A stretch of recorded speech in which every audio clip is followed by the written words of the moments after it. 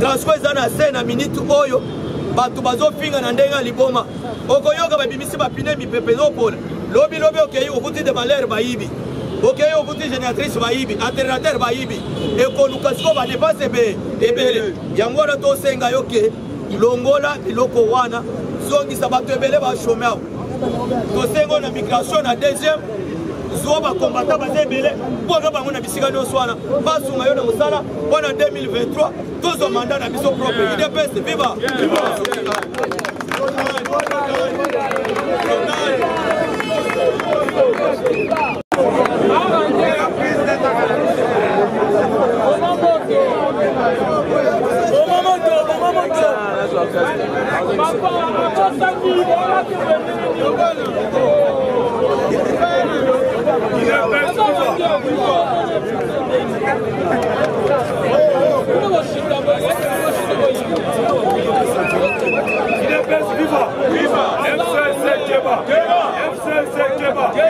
Chers combattants,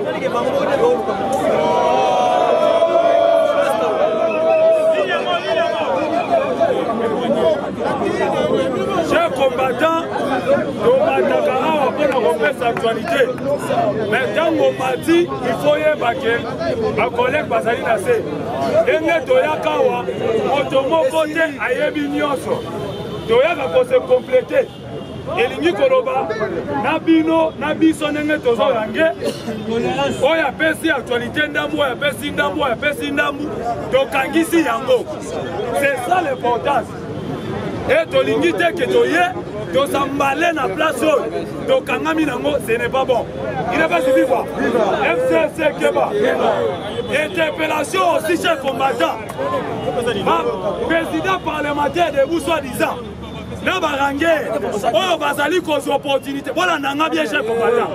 Oh bazali cause opportunité. Ya kokende kokutana kana chef de l'État. Biso tozali ba marche bien na bangote. Et soki okei kokuta na chef de l'État, kokende te kokemane mokonzi ya mongo, mokonzi ya mboka mongo. Parce que soki ozokende kokuta na chef de l'État, okei kaka mpona mongo akomona yo pamba. Mokonzi ya mboka azengaka ba proposition. Bopesi ye proposition. Ke biso toye na proposition oyo. Et chef de l'État akozwa courage même. Il y a côté par ordonnance et bimi et ça il musala. Proposition par rapport à quoi? Ah ou à mon consambo kazong si service national. Mais dit qu'il y a un service moko, service d'hygiène, il y a qu'un navire qui t'a saché combattant. Il faut un zonga. Donc c'est une idée que va combattant, va côté un service d'hygiène, il y a qu'on va chasser. Mais va combattant, va lata, va jaquette ou va gilet, il y a service d'hygiène. Babanda ko contrôlaka quartier par quartier naku si naku soki bakuti wa salité aussi au mandat derrière. C'est ça ma proposition chers combattants, c'est que nous voulons mais les chefs de l'État ça a besoin d'amour. Pour y aller proposition même il y a service d'hygiène à kozwa biso a biso wana to bandi ko contrôlaka vila Kinshasa ngobila kaya kin bopeto mais kin bopeto jusque là. Et ça dit qu'on boutique de l'autre côté. Kinshasa est toujours sale. Kalamingite, sommet à francophonie, et ça dit qu'on est en Congo. Organisation francophonie. Donc on va payer belé. Il y a monde, Bakoya en Congo. Il faut service d'hygiène, et ils ont un service national, et ils ont acquis. À l'époque de Mobutu, ils ont tous un peu de petits à Balamike. Donc on a un service d'hygiène. Koko tati na ba toilette. Aïe na kata lupangu à côté de la toilette. Ce qui toilette chaque combattant. C'est que j'ai dit c'est sérieux. Au combo la veni chaque combattant par la veni boza na ba balé. Bozo combo la veni mobile. Pour combo les toilettes au combo lupangu na veni. Na kata lupangu cha mutu moko. Le lotu na ya combo la veni. Yo combo li pana yo voisin combo li Nebo peto koko taka. Be service d'hygiène tango koleka bayebi kozo so man. Amandu wana basalika système ya numérisation, balkanisation, makambu ya kocheka mbongo. Kopesa mutu ezate. Bakateli amande, okefuta mbongo na ba. FCC Keba. Wana ezaki parenthèse ya bato bazali kokumbanaka ine mulongo chef de l'État. Ine mulongo cité de Loya. on dirait biso toza utilité. Ok, biso nyonso nous sommes des combattants. Biso nyonso tobuni toza un mouvement pour nous chasser antivalé na pouvoir na boka oyo. Tokoti cet état de droit. Soko okei kuna mais là comme okonza mboka ba proposition. Tolembi ba enveloppe. Okozo enveloppe na tongo na poko yokinza. FCC Keba. Fachibe. Tombola bokanga base. Chers combattants, actualité maintenant minene. Des gouvernements Samalokonde, depuis qu'il est là, ezali kosa de l'autre côté. Wana ezali lukuta. Bouti kolanda lelo contre ya munene signamé entre gouvernement ya Samalokonde oyo eza na vision chef de l'État na ba partenaire kenyan ba bauti Kenya balingi kotonga 100 000 cités. Il n'est pas suffisant. Viva. Betela moko tu boko chef combattant. 100 000 cités ezali kotongama. Pe banda kuona chef combattant 100 000 logements et kozalaka urbanisé. Cela veut dire bazotonga yango télémobile. Télémobile. Tous les provinces à Kinshasa et kozabanda ku moderniser na ba quartier urbanisé. Et lingi koloba ba terrasse ba carnivore na banzela tina bakati aveni makambu ya kotonga kinga kati to kotonga moi centre moko ya cité du fleuve ezali te mokonza mboka lobi il faut construire awa toyokaki balobi te kaka ba promesse no ekokisamaka te akoloba ezosalama te mais lelo chef combattant baespere wana ya Kenya bauti deja kokita na tele bauti kolanda bango 100 000 ndaku 100 000 ndaku ekotongama ebele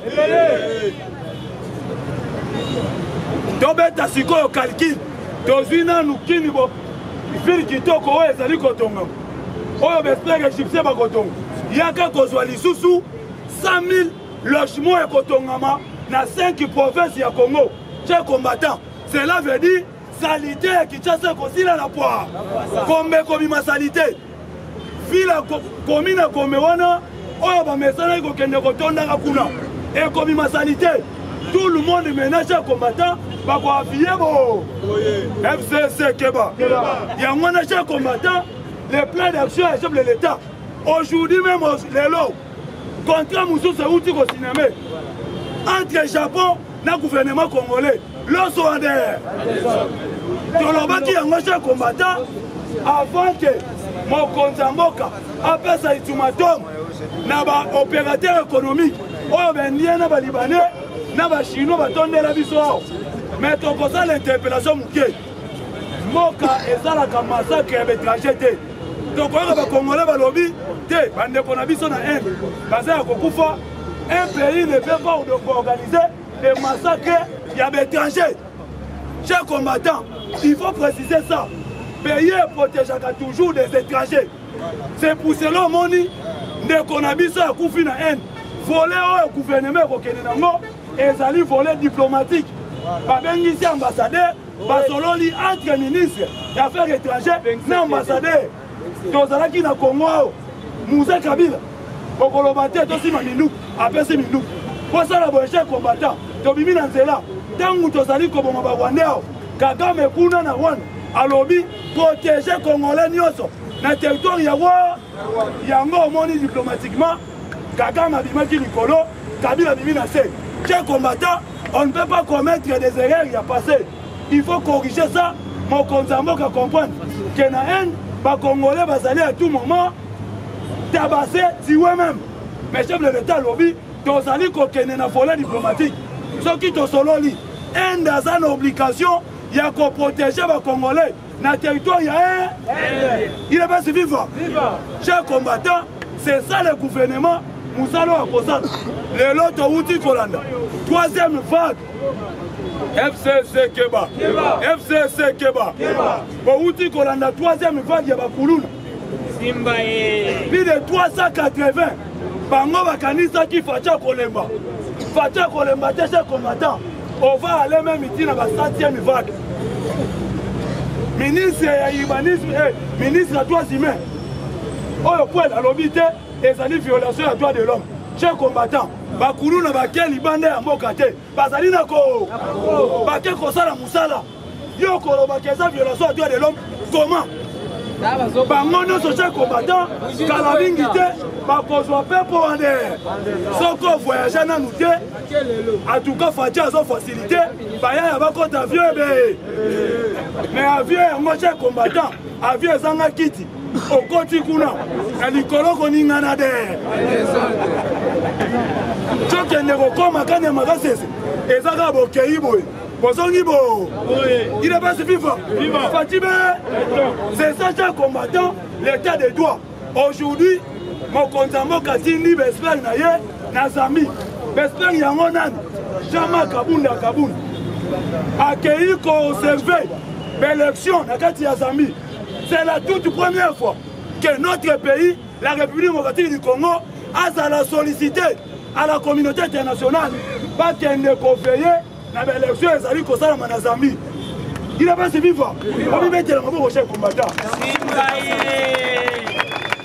Et l'unique combattant que le pouvoir du chef de l'État est montré qu'à la face du monde, Azali aimé. Il n'a pas vivant. Le lobby a commis Koluka, Baya Kokuta, un chef de l'État.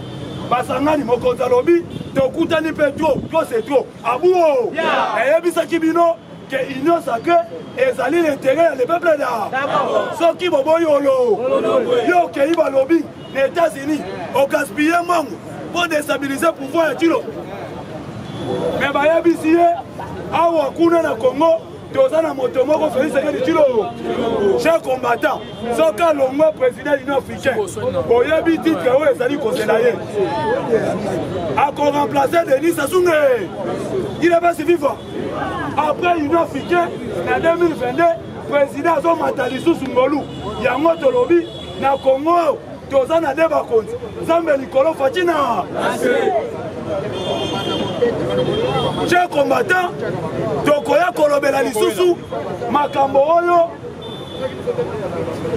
euti koleka mpona arrestation ya secrétaire Okise Kabuya FCC Keba chers combattants notre secrétaire général Okise Kabuya il a montré à la face du monde qu'il est un homme sincère parce que guerre il y a FCC Zani pas fragiliser pouvoir et IDPS mais tolobi pe bino nyonso pour se préparer aux conséquences vous allez répondre à la justice corps moto moko akimate moto moko azala échappé te yo lobaki je vais paralyser ce pays makambo Okise secrétaire général aloba yango tango Shader alobi on va paralyser ce pays ce qui va kangi Albert Yuma il est pas vivant et le secrétaire général Okise Kabuya mwana bouté a répliqué à lobby nous avons des combattants donc on va combattants donc on dit na katia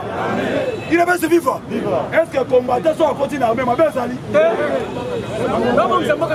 parce que combattants encore mais quand le secrétaire général a dit ça bato bakena on a volé au tête à l'ingassa la rébellion nous avons lutté pendant 37 ans dans la rébellion. Il n'est pas vivant.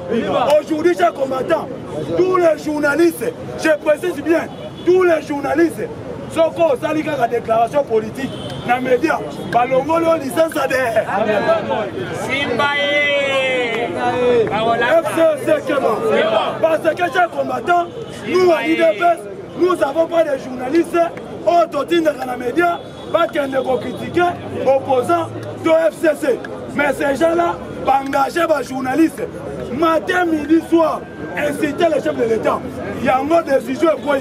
Moko kuta utokano na kombo soki ya bota tango zomi azobenga chama kikasa chama galo bi mitali yo ya jobiko il va pas vivre chers combattants ba convertir yo il y a paix il y a ba journaliste ba ke ko sa misala de soko ye ko sa osa journaliste osali ba analyse politique na tendance ya parti politique au long journaliste de bakosa la majorité na puis FCC Keba pour chiter ces combattants il y a moins de décision quoi paix kosa la ke ba journaliste tendancieux na kati ba média otokotanga kombote me bazebele lokola ba puis là tous ces gens là ba les karakara na média insulter Tilomo insulter chef de l'État yango tolobi Tshisekedi aza moninga na bino te.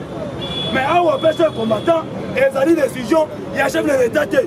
Ezali décision ya ministre ya média Patrick Muyaya asangisi ba dirigeant ya presse ayebisi bango état de droit elingi koloba respecter pe mibeko yango il devait se vivre. Il devait se vivre. C'est ça chef combattant oh toyaki kokamola na bino lelo actualité ezebele mais totikali bakole babeta mais veut kimukuna il devait se vivre. Efe Kimukuna alakisi chef combattant qu'il est aza congolais à kotika la corps tolobaki bademi d'accord bayebi politique te yo outi na musique oye na politique oza la déclaration na tongo na poko retirer parole mais biso combattant soki bimbi Mukuna alakisi bango il est pas se vivre.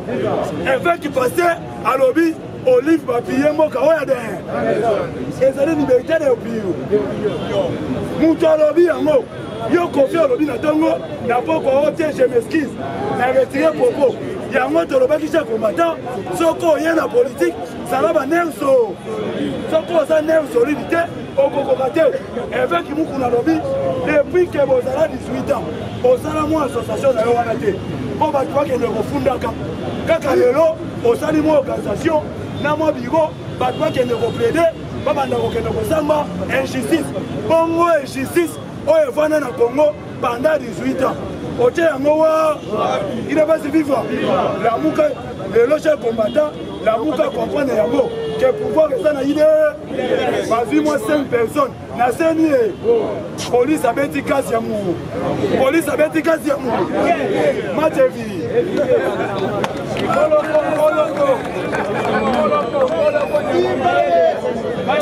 il peut se vivre qui vivra toyebisaki bango omoya fati ondima fati aza prêt oyo toboye te bato bozolanda bango nyonso bakende bayemba na kingakata bayembela mpe kabila lelo bakolakisa biso ni il est prêt vivant. Il faut tomber la Fatima Boko. Naba musicien bazaki ba politicien te. Grâce à la démocratie, de l'homme contre la politique. En tout cas, je regrette beaucoup. Mais Tata Mkonjamboka, Azali Moutema Mounene, il est prêt vivant. Est-ce que Bato va sur le balelo? À l'époque, à Kabila Bato va l'obaki. Fatima! Et l'autre qu'on a expliqué, Bino Boye. Tangu ine presa sokoloba ke biso toza na pouvoir tokoki kobunda bitumba te biso tozokende sur diplomatie yango ozomona lelo mayele ya banguna na biso esukaka te salimi il est se viva bomoni bandeko na nga likambo esalamaki dimanche lamuka na preperde bakei basali bloki na bango dimanche biso tovandaka na baselu dimanche biso tokotaka bareunion bango bakei na résidence ya mbongo bakende kosala sabotage bakosela UDPS et puis pour le moment bolandi même top Congo alobi clair journaliste wana ke ba militant ya PPRD na ya lamuka bango bato basali sabotage na résidence ya mbo UDPS viva sikobo ya bisanga biso parti au pouvoir yase tokobunda bitumba parti au pouvoir yase biso tokoswana parti au pouvoir yase biso tokojwa masiati parti au pouvoir tozokoprotege pouvoir na bi Fatima Kabila Kaya Kisalme qui vivra bandanga bien soki lelo bato bazo aider chef de l'état te bato wana tokozala na bango contre ande otala monsieur Chantini Ngobila Mbaka azokozwa 2,5 millions ame mayetali misala ya korehabilite kisasa bisika baprince bukana na likambo etali kini bope ndeko na ngai Chantini ake kosomba bakombo na barato bakombola kaka prince mais soko otali te na se eza salite maka mpo na biso lokola ngobila azokotouche visa chef de l'état liba Simba ye bapanga betu fati yake mfumu ya bwa kana ngobu ya fati sosa bwana na awa na Kongo fati be il est pressé viva Simba il est pressé viva qui vivra bakoyoka ni nakoyebisa bino boye eloko bomoni ya seni bango bazongo bakomisi yango tribalisme epuis nazokwasire bino Martin Fayoul c'est un sorcier il est pressé viva Moïse Katumbi c'est un sorcier il est pressé viva même lui-même ndeko na bango ke politique anambe ndoki muna yango nakoyebisa bino basalaki association omoni sabotage bakesala epai ya mbongo mpo basali réputation ya pouvoir des emplois or biso idepes tobundaka liti mpo tobengana bato wana tobundaka liti mpo tozwa pouvoir lokola tozwa pouvoir ese biso tokobunda idepes viva epuis toyebisaka bango soki idepes azwi pouvoir opposition abwe lelo opposition ezali opposition ezali abetela Fatima bongo makasi Simba ye omoni likambo etali service à l'enseignement na service en air bazo ede mokonzi ya mboka omoni wili bakonga se retrouvaki na Brazzaville soki sécurité ya Brazzaville ezalaki bien te mbela wili bakonga lelo aza na États-Unis soit na Belgique il a fait ce vivre boyete ndenge bamonaka vrai service oyo esimbaka mboka ezali na frontière deuxième wana bozomona na bafrontière avant moto akoleka il faut deuxième asigner PV boyete sikokoma lelo toyoka mwa basubiso ke matata azomonana te maintenant nous demandons au président près des cours de cassation procureur général près des cours de cassation soki lelo matata mpona abungi soit amonani te soit bakangi ye te soit toyoki ekoki akomi libanda mboka eske ya solo tokozala malamu mpona justice wana lokola ye moko chef de l'état alobaki ke aza satisfait te na justice wana seke bango mpe bazokokombattre l'état de Fatime Kabila Kaya Failuse Oboyono Kivivra Simba ye Mokwa eloko elekelinga malamu banda à l'époque ya Kabila Kasembele totikala bamona bato bakende retraite te atokomi koko ozokende kaka na enseignement epuis soko ozwi retraite wana ata quelque chose bakopresa yo mbongo ebanda okende na barwandais mbongo ebanda okende na baugandais système Kabila ayelaki biso yango mais lelo tala na session Félix baenseignant balobi fati wu bansena balobi fati wu kisal be bapangi na betu betu nyonso na nsima ya fati okita bomata 2023 fati prêt kisal be kivivra Simba ye na momo oyo bomoni soki bomoni moto azokombattre pouvoir na sire bino azokombattre Félix te azokombattre vision ya biso peuple parce que fati azosala mpo na intérêt ya pe sikoyo moto amali kwana ndeko na nga tokolinga ye moto amali kwana tokobetele maboko miyibi oyo bamonaki na Genève balingaki baboma mboka basi elobi papa retire lelo moni miyibi wana bango moko bayaka nguluma na makolo ya chef de le memi bato wana basabi étranger mine lelo bakomi kolelo bamedila ta bamedila fe kisalume tokosenga likambo ya transco ezwa solution epuis na matin nayebisa bino bakombata bozala kimia tokoluka place ya kosa misala eza ebele na sire bino mpe na session Félix biso no nde totelemaka awa na peuple congolais nde tolele fati ayebi ke peuple akozala na kimia tobeteli chef de l'état maboko makasi bapangi na betu musonga benu na bandundu fati be na bakongo fati be betu na betu bampa mutu yakusa benu article 73 du reste en fonction jusqu'à nouvelle installation fati be munuti benu mba Simba ye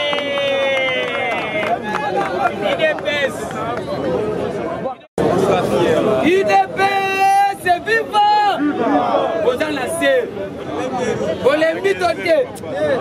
UDPS viva. Tolobi boye, bomi betana mabo makasi. Toloba te. Awa. Bozoya ba place to outi, place to ça, na place to zo kende. Boye te. Yo kelo koni ezoleka. Parce que déjà le mardi à semaine Oyo, le pape qui reste au Vatican, il a envoyé son nonce apostolique. Cela veut dire quoi? Il a envoyé l'ambassadeur du Vatican dans le Congo. UDPS viva. Sikoyo. Vous allez comprendre que non, il y a la différence entre le président Tshisekedi et puis tout le régime passé. Dans son histoire, Maréchal Mobutu a dirigé ce pays pendant 32 ans. Mais tous les gens qui entouraient le cabinet du Maréchal Mobutu, c'était que des Bangala. UDPS viva. Viva!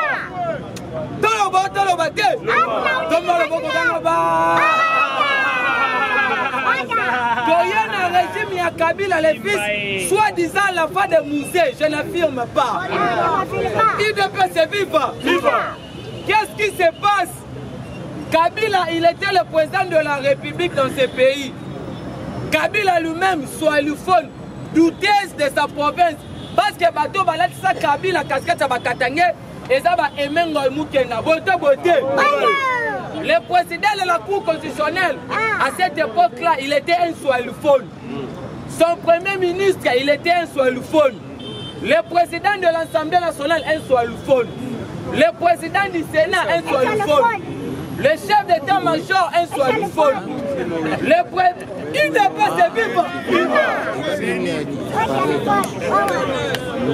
Le patron de la police, un soalophone. Tous les administrateurs et les services de sécurité de soalophone. La majorité des ministres du gouvernement est soalophone. Le gouverneur de la banque, c'est depuis 13 ans que la Banque centrale du Congo a été dirigée que par des Katangais.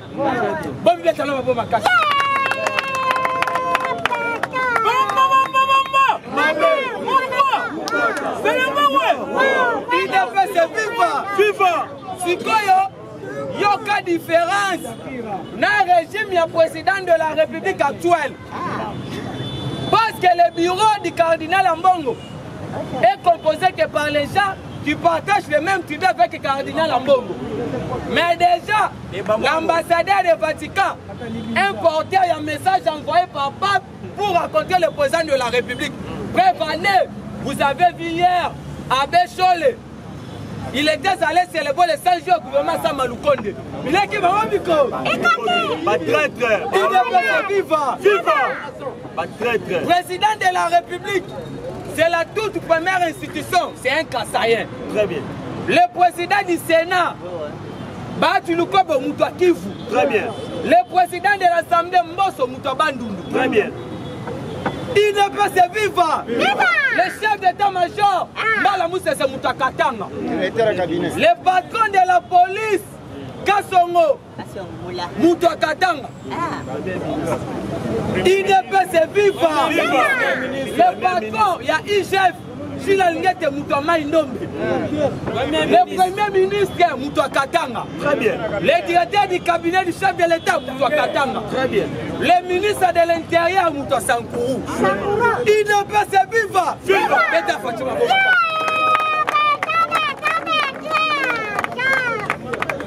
Awa Sikoyo, comme il va faire concrète.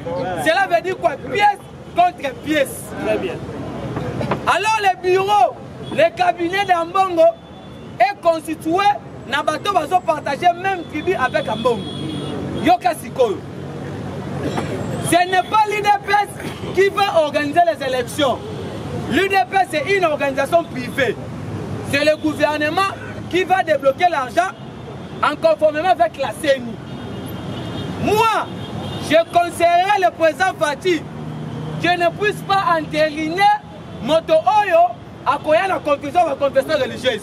Très bien. Je conseille les 6 confessions religieuses qu'il garde seulement la position de Nikadima. Très bien. Je conseille les 2 confessions religieuses qu'il conteste de Nikadima. automatiquement nous interprétons l'article 70 de la Constitution. Il ne peut se vivre.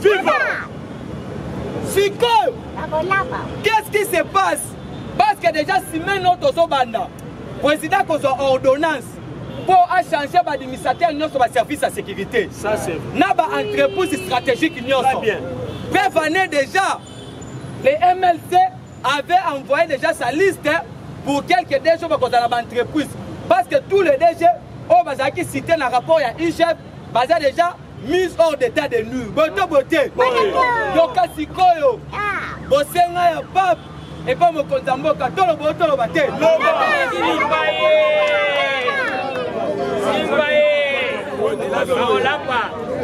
Le peuple s'esquisse auprès de Fati pour le comportement de l'église catholique au Congo.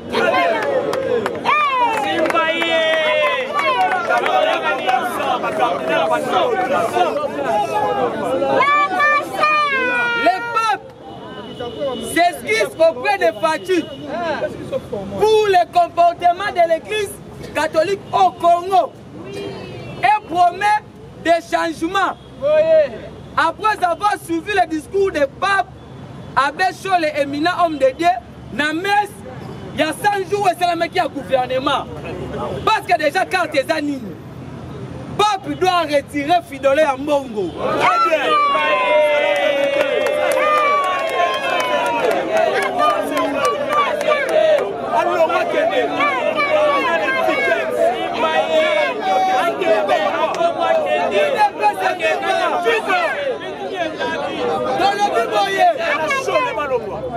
Cardinal Ambongo,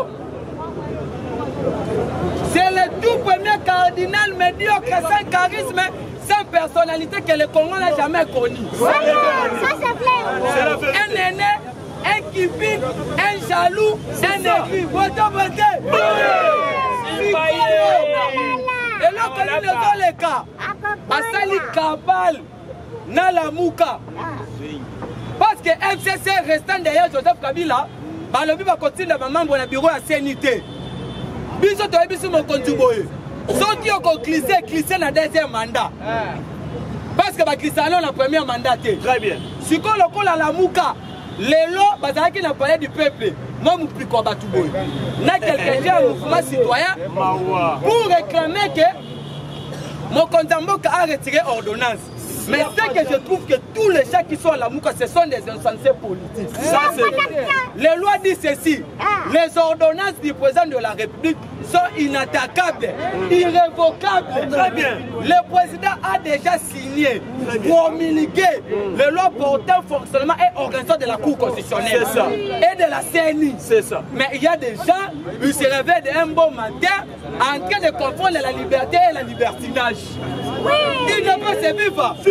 Si quoi n'a pas ce qu'une question est menée à raison. Alors que Kofi c'est impéré. Qu'est-ce qui se passe? Olivier Lembe, elle doit savoir ceci. Parce que l'objet moukou n'a pas besoin de politique. Tout le monde est battu.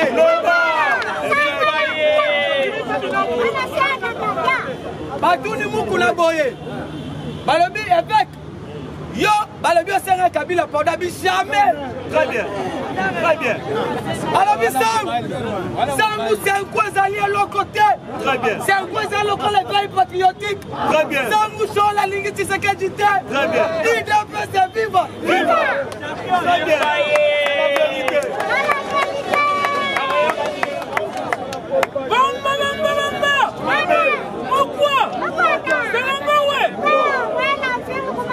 Beaucoup la lobby boye. A lobby, na 24 communes union soit qui. Au coup d'église catholique à la commune manque la chaque commune. Mais la commune manque oui église de réveil. C'est la vérité. A lobby, n'a pas si bango défi. Donc elle est dans le stade de Marty. Très bien. Donc bengi sabi son ne tota banen bossa la plein. Mamo Sambwa. A lobby, makambo na bango les makambo ya époque ya belge. C'est ça. Donc comment déjà l'indépendance. Très bien. A lobby boye, Nazosenga Olive a retiré le qu'on a la juridiction. A même pas Kabila. IDP c'est viva. Olive, c'est une façon d'insulter le peuple congolais. Parce qu'à son époque, quand son mari dirigeait ce pays, on a tué aussi Mukendi. On a tué Thérèse Kapangala. Il y a eu les fausses communes. Il y a eu le massacre à Bundu de Mayala. Il y a eu les morts. Il y a ma maman Nambanda qu'on avait violé des filles. À cette époque-là, on violait nos mamans à l'est du pays. Olive Lembe bénéficiait de l'argent à Makila et à Batou. C'est pour la première fois au monde de voir une ex-première dame qui se réveille un beau matin de donner des leçons à un président qui a déjà succédé son mari. Vraiment. Prévenez Michel Obama, Melania Trump, si le loba lobarate, mais le loba loba pouvoir. C'est ça. IDP c'est viva. Viva. On met ta fatigue à te prendre la démocratie.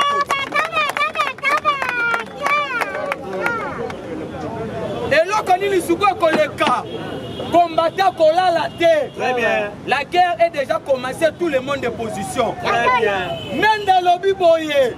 Tout le monde, tout le matin. Loba. Donc c'est là quand même après sa position, la Mangolo a Tchani, même dans le lobby. Même dans le lobby boyé. Moi, mes enfants, ce sont des binationaux. Ma femme, c'est une étrangère. Moi, je demande qu'on puisse verrouiller la présidence de la République. Très bien. Il ne peut se vivre. Viva. Yoka siko carte. Batu bazui, loya Tchani, balati subiso. Bazui makamboiro, mukula telemela Kabila, balati subiso. Vraiment.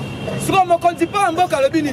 À Lobi, ce sont les Congolais de père et de mère qui ont laissé le pays dans le gouffre. Yoka siko stratégie. Tu sais que c'est la toute première institution. Très bien. Il y a la population congolaise qui est absolue dans la majorité. Cela veut dire quoi? La loi de Tchani a déjà été inscrite dans le calendrier pour qu'on la traiter la matière à l'Assemblée nationale. Très bien. Si on est mis tous les lobbies, oh, Katoun Babette qui est l'administration Biden m'a pas super réponse. Nous allons soutenir tu sais que sur le plan financier, il ne peut se vivre. Alors, Fatih n'a pas un mandat, Fatih a une mission de délivrer ce pays. Qu'est-ce qui se passe? Babota Magana pouvoir. C'est ça. Fatih en 2016, président du rassemblement. Là où il a géré Moïse Katumbi, l'inconscient Martin Fayoulou, l'incompétent Mouzitou. En 2017, il ne peut se vivre. Président de la République démocratique du Congo.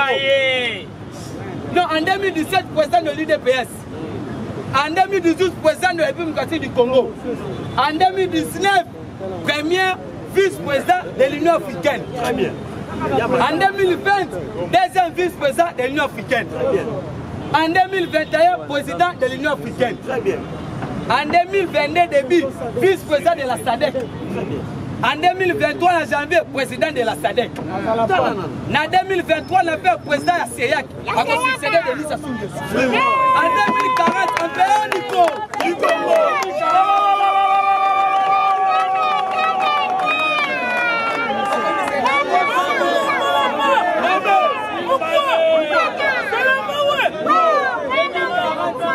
Alors, qu'est-ce qui se passe? Nous avons hérité un pays isolé sur le plan diplomatique. Nous avons hérité un pays bloqué et chiqué sur le plan international. Kabila ne présidait pas le conseil des ministres parce que Kabila n'a pas eu le temps d'aller à l'école. C'est ça. Ce qui préoccupait Kabila, c'était de tuer les gens à l'est du pays. Très bien. Prévenir l'accord de les maires à Nebi-Missé, la biso infiltré la Mboka. Papa Tshisekedi à l'époque, il a demandé à Mouzé qu'est-ce qu'on peut payer pour bateau à la Mboka. C'est ça. Prévenir notre pays a été infiltré pendant beaucoup de décennies. C'est ça. Quand Mouzé a cause ça m'a qualifié Sima. Avec la boy. Attends la ministre des Affaires étrangères James Kabarebe.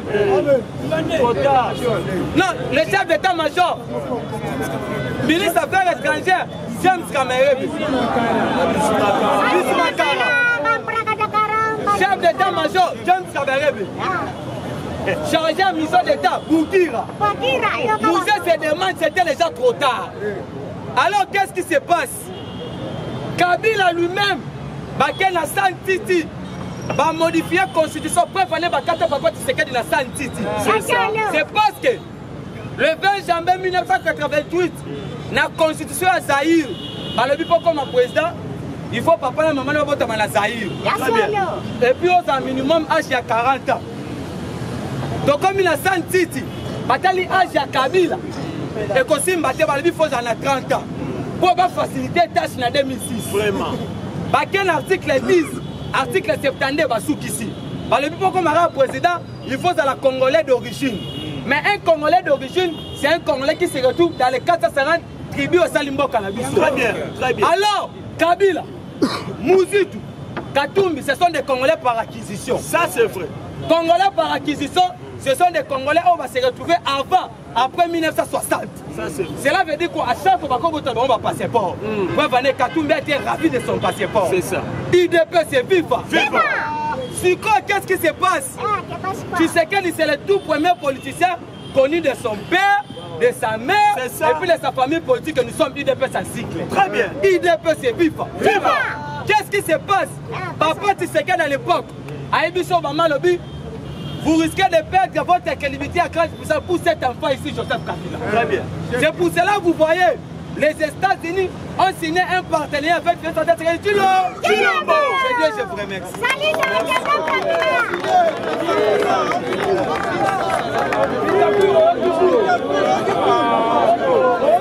écoutez bien.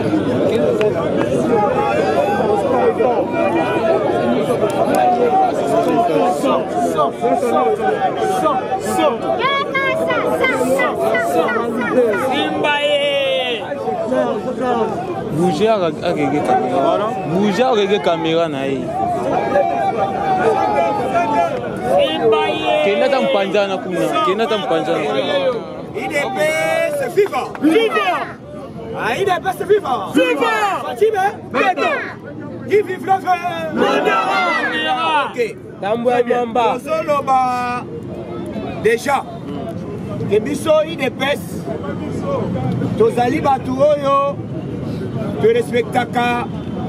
De la caca à l'époque qui dépasse ce pouvoir, nous allons instaurer un état de droit. Voilà. Nazomona, batubalingi basakana na justice.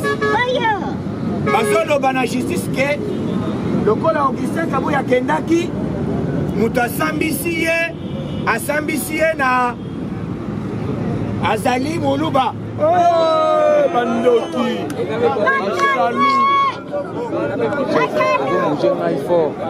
Voilà, c'est par là. Biso na tour na biso. S'il vous plaît, il est vivant. Vivant. Biso na tour na biso. Dozoyem se CG boye. Le kola batouane balinga iba humilié yo. Très bien. Dossier écoute bakuti yango sa vie. Très bien. Biso tozo porter plainte. Tipwana za rewozo. C'est la vérité. Ça c'est vrai. Puisque Yé Batindie pas Katumbi. Batindie Asalatou Makangisaye Monoko. Akekuna Kaywe la vérité. Donc na minute il faut te préparer dossier.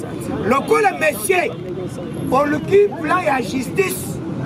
Justice c'est la base il y a des personnes. État de droit et ça compromettre état de droit ça d'abord justice c'est quoi. Voilà donc les messieurs là aïe campiko tu remets ta yoté justice c'est remets ta yo très bien pour ceux qui te remettent ta yo ils se mêlent pour yogodaïs c'est ça et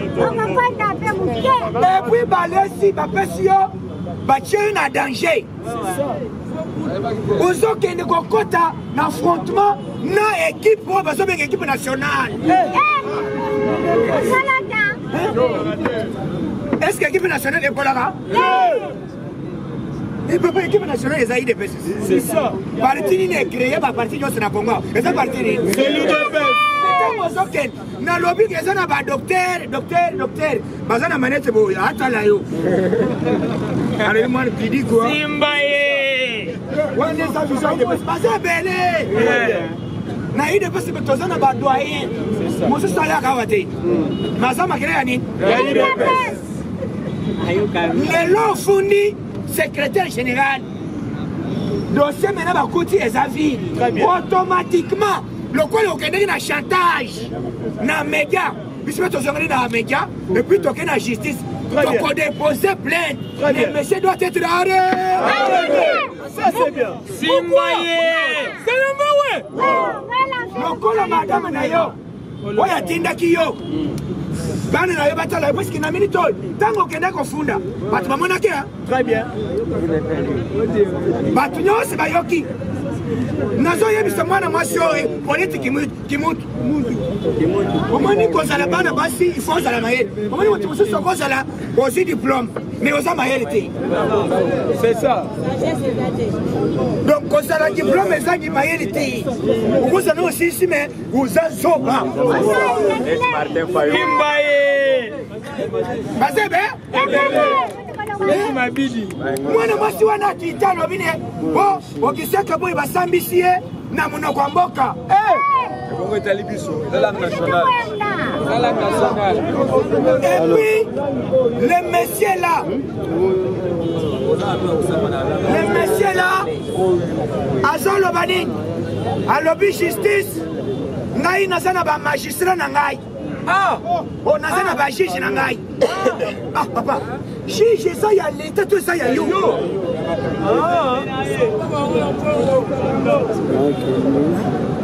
Juge azali à la République démocratique du Congo. Bazalaka na avocat, bazalaka na juge té. Très bien. Journaliste a tuni e. Ozana juge, to ozana avocat. Otena na ba juge na ngai. À éviter. Voilà. Mouton a fourni CG.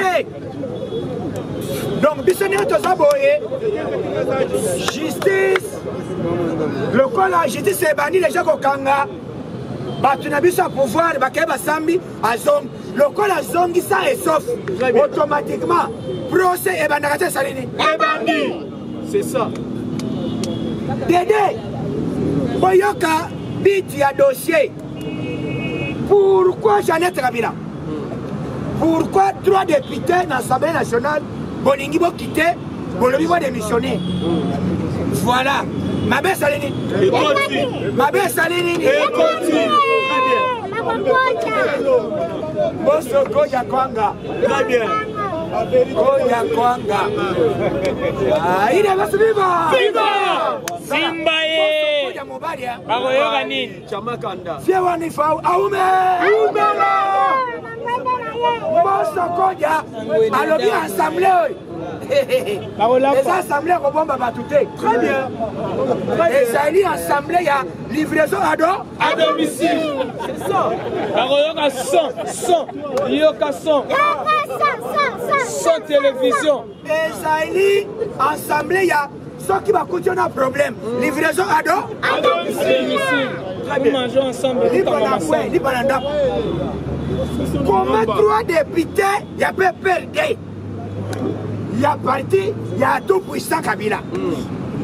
Batik assemblée, batik salaire.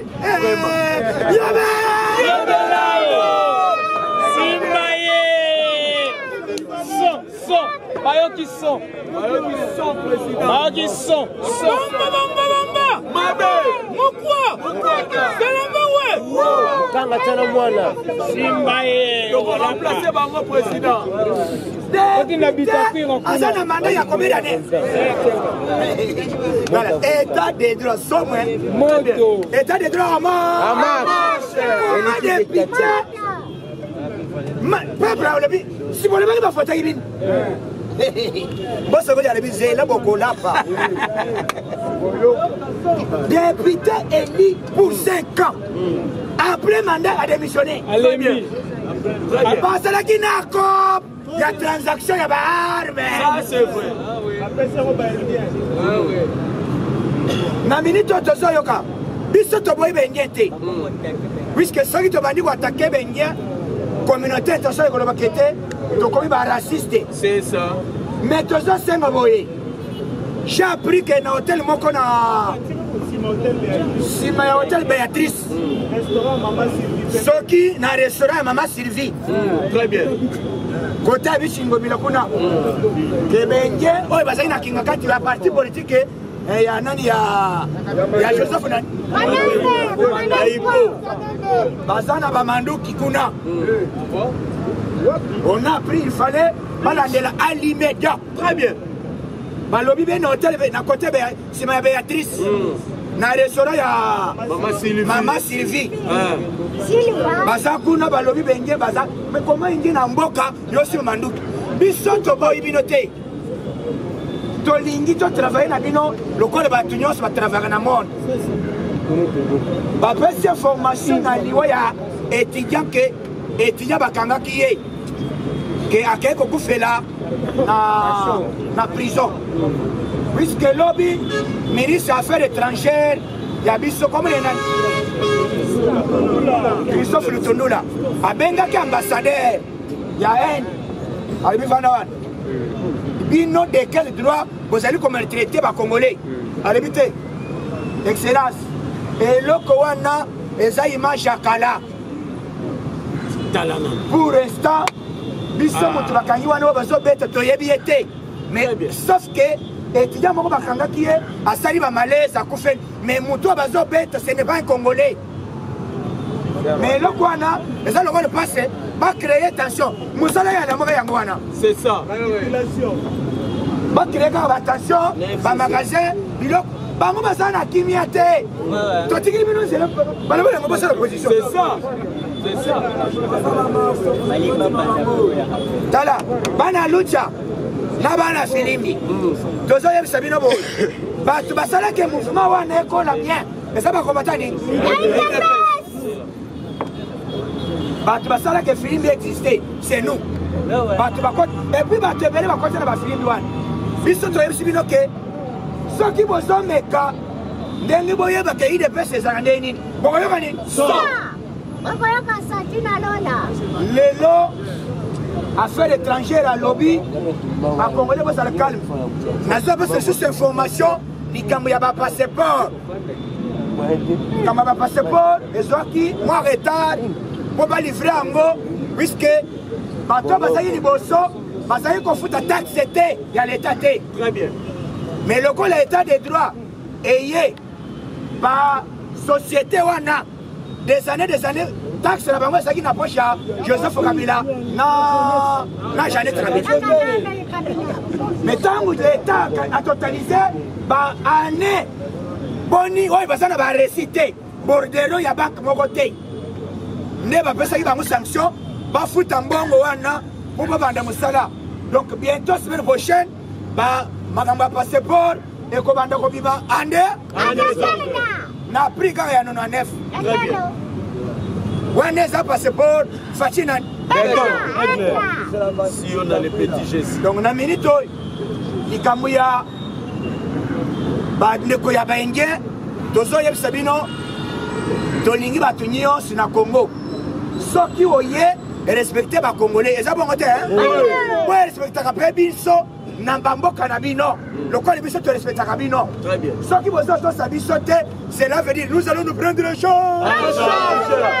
C'est la vérité. Ok. Bandeko dossier ezali dans le Lobaki. Ezali basoda bakangi ba milice na est. Batangi plus de 6 fois. Batangi wali venani. Yenda finance Saraba. Plus de 6 fois. Balobi Madame Olive. Madame Olive. Yango to sengi l'État congolais. Normalement to soloba. Passe par tous les moyens. Le cola batindeli va porter Olive Lembe na nani avocat yazali na Ovira. Automatiquement. Bakanga Olive Lembe alime. Simbaye. Peut-être. Aolapa. Bandeko ya Joseph Kabila, 3 députés. Balobi o, totiki poste, poto zana ba malaise. Ote na zobe, papa. Ozobe lo tika ki député.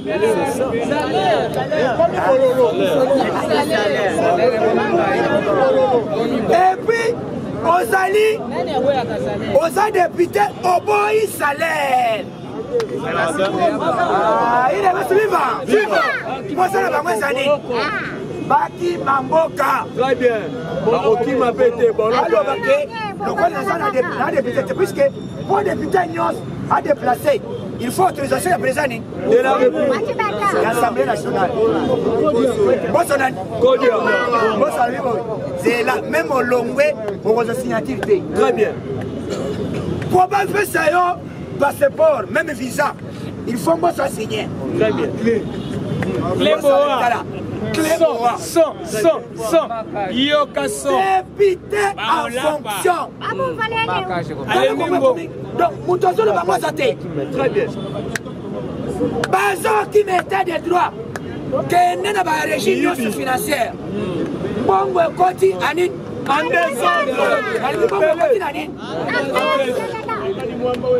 J'ai Makadi Mam. Barnabé. Makadi Mama Weto. Et ça n'a pas cartonné na moi mon coca. Na yena ministre de finance. Finance comme nena. Nicolas Sadio. Azo travailler pour na balobate. Azo travailler na Congo te. Azo travailler na Sahel te. Pour na Congo ni. Pour na biso batabandu. Tangu Tony moi. Na moni lobby. Papa moko asa kotangisa na ekolo na simao na Bukenge. Membre ya Lamuka ya Martin Madidi. Atangisa komi na 78 ans. Diodage. Bongo babanda kosala, babanda kofutana na balike elemba. Oya lesanza oya ya pena sanza musasa banyokola. Mais makamabila sana moko yango wana no. C'est ça. Mais na minute papa wana na quartier amoni $2500. Amoni congélateur ya 600 litres. Ya gayar wan. Hey, madame na habité. Na bwana hapa bila ba mwini. Habité ba ya kaya. Ateka bashi. Aliboya. Avandi sibana. Abisi bana boy. Depuis na botama. Bomana salaire boy. Alibiti babate mama we anani. Odefie pana na alibiti boy ya bofanda. Na lobi pire membre ya Lamuka. Très bien. Na plasma. Na télévision ya Gayar. Allez moi la chaîne. Chaîne en RTC. Ateo Simbaye. Lobby. Simbaye. Tango bablanche alibiti. À partir d'aujourd'hui, Tofukam. Tofukam est le misant, mais les misants. N'engana tongi tonga ki Félix Sekechiro. Na bilogo le banangai. Besa le kingai ke nalanda Madidi. À partir d'aujourd'hui, na longwe la muka. Alibé. So. Simbaye. Bagoyogani. Alors, oui, à partir d'aujourd'hui, na comme membre, il y a parti ni. Ah, waouh. Attends, il faut alors, bibana. Bana ne balo biboy. Bato la muka. Mukolo to komo na bine pana ko. Très bien. Yo. Na lobby. Biloko basi. Ba enseigner babanda ko sala ni kelemba. Ko ba futanda. C'est ça. Ko ko li saman. Mais le lot 13 mois ya salaire. Très bien. Ya police. Fatime. Et pas de drama. Wana Simbaye. On a besoin. Baya na gouvernement ya union sacrée. C'est ça. Cellulaire. Tala mbinga mobile. Tala bato ke ba guerrier. Gouvernement ya ba guerrier. Ya ba wario. Ce sont des guerriers. Très bien. oyo tozobenga ya finance comme le Nicolas Kazali lobi Mese Salami po oyeba ke yoka bien na vie soki yo otongi moto ndenge oza boye soki otongi ngai okotala ngai boye te C'est ça. oyoki bien soki déjà osali ngai déjà likita ya mabe okotala ngai boye te lobi shol amonani que effectivement aza na haine contre nani Chef de l'État. tala facha ye mese mpe babengaki évêque mosusu ya évêque wana ye shol pa ye shol mpe sa faci mboti boye omona na telefone aki azokoka kotala faci miso na ye te deja faci alobi te ozwi ku mais na butu vers après midi nonce apostolique il est pas Simba ye nonce apostolique représentant numéro 1 ya papa wane hier akei farafale pa faci alobi boy mokonzi limbisa na kombo ya église catholique kombo na ye basakali nango tro bolimbisi toye kosenga bolimbisi eza na moto abebisi réputation ya église catholique eza kwa mone nani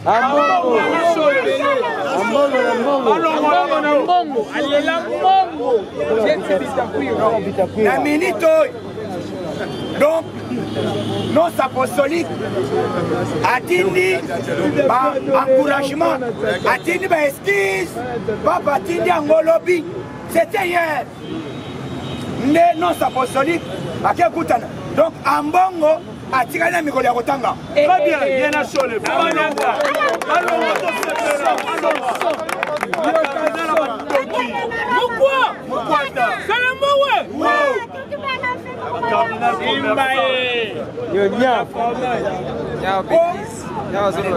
faci donc na minute oyo makambo ya nonce apostolique aye kosolo na faci alobi makambo ezali ke ebele aye koseskize comme numéro 1 ya église catholique représentant ya papa wa yango akendaki lobi donc na minute oyo papa bengiki ya mbongo mokolo bakoyoka yo na sortie médiatique po etali politique olongwe halime Simba ye faci alobi boye vous-même vous êtes présent média nyonso emoni d'abord rtc ezalaka direct mokolo bayimile faci bayimile faci rtc ezalaka direct na mesi na nani na atanga ya mosemo donc ezalaka direct moni mobimba alobi me eveka boye ezalaka ndengeni soi-disant soka nde nsima ya banzambane makambo ebe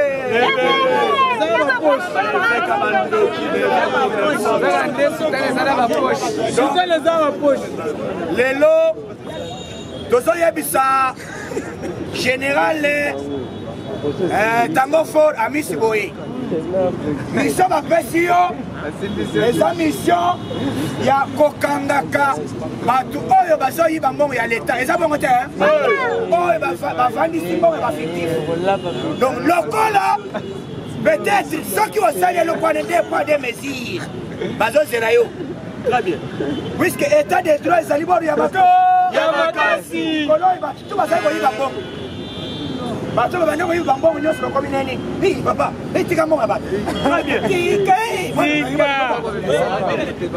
mwana mbongo ya bato mbongo toza na état de droit ya facibe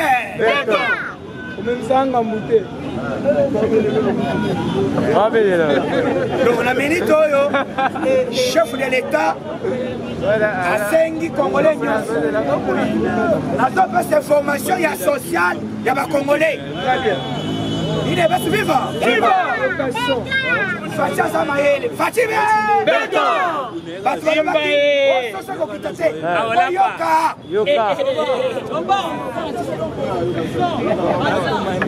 na ngonga oyo gouvernement congolais adeblokaki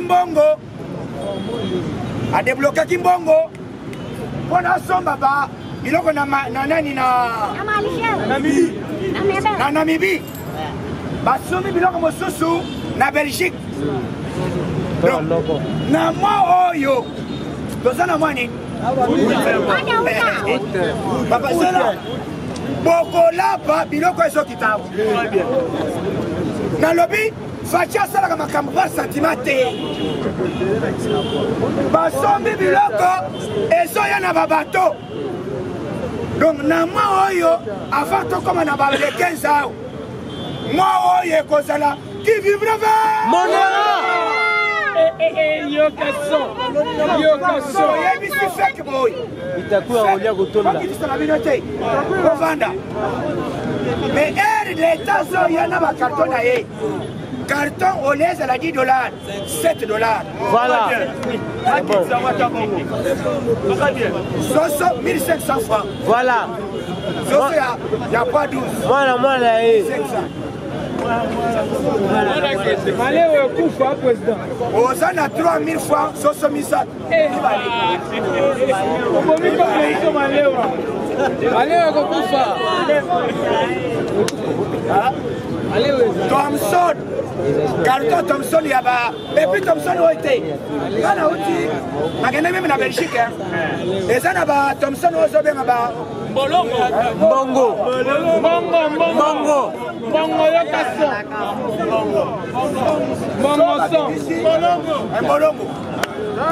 Soba bimisi yango bachena se. Boko kabola nda. Membaloy. Et vous allez na pièce na ye. Pièce contre pièce. Gouvernement congolais. Simbaye. Va bloquer mbongo et qu'il déjà basombi. Bato zo sala nini? Qui vive la Monera. Biloko so kitao. Élection. Yango moni déjà babandi ko ba. Élection besoya. D'ailleurs, Tozo se préparer en conséquence. Tozo senge élection. Et il y a même Sikoy. Très bien. Allez, na este bandeko nyonso ya Katanga, bandeko ya Uvira ya niveau nyonso kuna ya este. Balobi boye, président yoko lobaka mingi te. Pour président uti ko signer ordonnance ya prolongation. Ya 5e ya nini? État de siège. Voilà. C'est 2023. État de siège électrique. Tant que guerre est sécurité, moyen état de siège est le bas. Donc, social, mois d'août, il y a des gens qui t'ont. Il y a des gens qui ont promesse. Facha le bakabilo kwa pamba te mbongo ya gouvernement et puis ça malukonda la kiboye social boss la bientôt boyoka nini so de mutona kicha sa et si la katia salini et si la tala yango na ya RTC ba inogire lobi na ina kofinga so voilà c'est gogo outil massage tala ba sala yango dossier na chef de l'état dossier ya shit katen ba matériel pour débloquer ya moko de développement ya Grand Kassai les agents Joseph Nani donc to sengi pas pesa ministre ya transport à son ordre ba benga matériel ba sala courant ya shitikaten lokola nzelezo sila ya mushima ikana ya kana ngachikafu tiki njasa courant ezala hande banzela nyonso wana esila pour ke biloko ekita donc na moment oyo toza na temps ya kosala na bato nyonso te tozoyebisa bakongole bozala kimia président yebisi baétudia boye bozalaka manipule te baétudia baloki bo président eza mbala suku tovandaka tozaka na courant te tozanga na mai te na homme tozanga na selabis te tomanda kosomba selabis lelo internet ekotaka te esali nini nalobi wifi no betiya balobi boye oyo tokoyoka azotonga facture akolapa akoyoka nini ozala ini akolapa soudé comme un seul homme yoka son télévision ok Transco bafuti aire basi viva batie DG ya sika Très bien. na Transco à partir à lobby ekozala inonde en désordre makambo ya place batia lingi ya kote motu nyonso kisali besala nini moto ya kanda na zambe ekita na zamba nyonso na mai na forêt sacrée zambe ekitepela